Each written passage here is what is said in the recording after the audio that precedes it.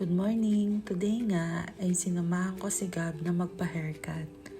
Nandito pala kami sa Salon 36 located in Tansa, Cavite. Malapit lang ito sa McDo, sa BPI at sa Lemon Square. Sobrang kapal na kasi ng buhok ni Gab at sobrang haba na talaga. Kaya niyaya ko na siya na magpagupit dito sa Salon 36. So si Nicole ang nagugupit ng buhok ni Gab. Simula bata pa lang si Gab, sa kanya na siya nagpapagupit ng buhok. Up to now, na teenager na si Gab, si Nicole pa rin yung gumugupit sa buhok ni Gab. So si Nicole din yung hairstylist ko. So habang ginugupitan si Gab, ayaw pa din niyang tumigil sa panonood ng movie. So, hindi ko nga alam kung nanonood pa siya ng movie or inaantok na ba siya.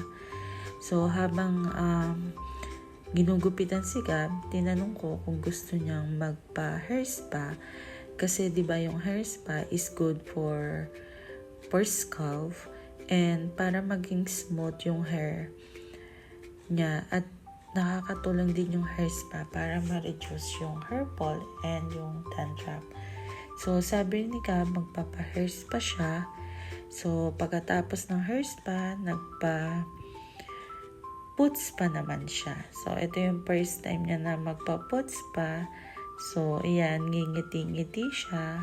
Kasi, habang ini-scrub ni Angel yung paa niya is nakikiliti siya. Kaya, tawa siya ng tawa. Ang cute-cute niya. Tawa siya ng tawa. So, ini-scrub pa rin ni Angel yung paa ni Gab. So si Angel din, siya yung nagpuputs pa din sa akin, nagpe-pedicure tsaka nagmamanicure. So habang pinuputs pa si Gab, relax lang siya, nanonood ng movie. Pagkatapos scrub, ayan, may nilagay na parang lotion si Angel. So, honestly, hindi ko alam po anong tawag doon sa mga nilalagay nila sa paa. So, siguro next time na magpaputs pa ako, itatanong ko. So, siguro yung kulay yellow, juice yan. Yan nilalagay ni Angel. Tapos yung color brown is coffee. Kasi diba, yung coffee is very effective siya to cleanse para maging smooth and soft yung skin. So yan, pagkatapos nyan ay binanlawan na ni Angel yung paa ni Gab. So pagkatapos naman yon ng foot spa is nagpa-pedicure siya. So hindi ko alam kung ano ang naisip ni Gab at nagpa-hair spa, foot spa, and pedicure siya. So, buti na lang meron pa tayong extra budget para sa mga extra services na pinagawa ni Gab. So, ang plan kasi talaga namin is magpa-haircut lang dito sa Salon 36. So, okay na din kasi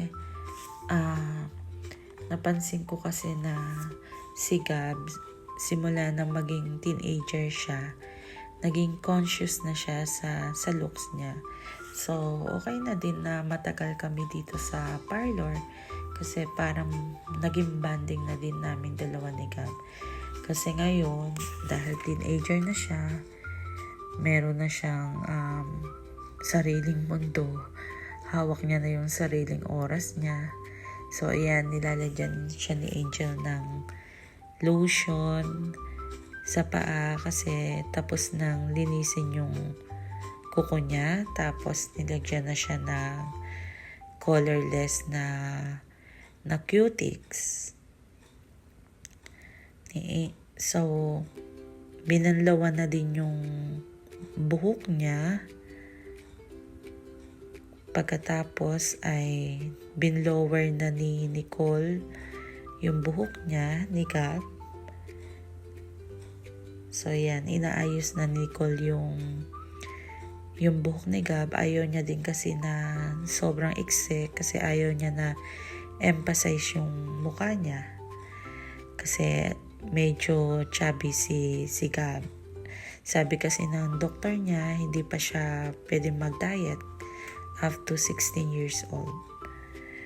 So, kaya kung anong gusto niyang kainin, okay lang. So, yan na yung new hair ni Gab.